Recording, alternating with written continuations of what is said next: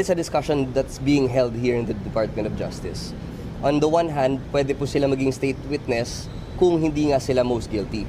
At yung testimony nila is absolutely necessary for the case to stand in court.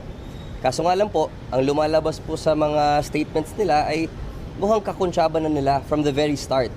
Yung mga contractor, pati yung mga ibang politicians, at before po yan sa implementation ng project. Kaya kung sa ganung paraan ay magiging co-conspirator sila, and in a co-conspiracy or in a conspiracy, the guilt of one is the guilt of all. Meaning to say po, kung yung kasama nila sa conspiracy ay most guilty, sila din po ay pwedeng ituring na most guilty. Lesser yung chance. So, that is still yet to be seen. We are still, wala pa namang formal investigation, di ba?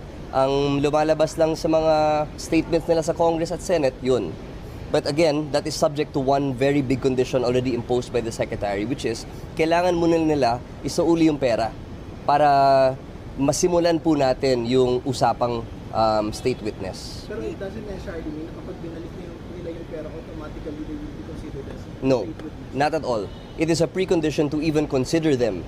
Kasi po, ang sinasabi po ni Secretary, hindi naman po natin pwedeng hayaan sila na, to get a good laugh out of this na maging state witness sila and still may unjust enrichment on their part.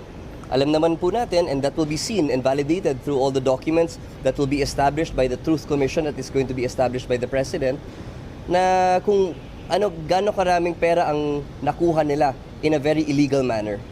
So, that will also be verified by the BIR and all those agencies that may have documents regarding their transactions.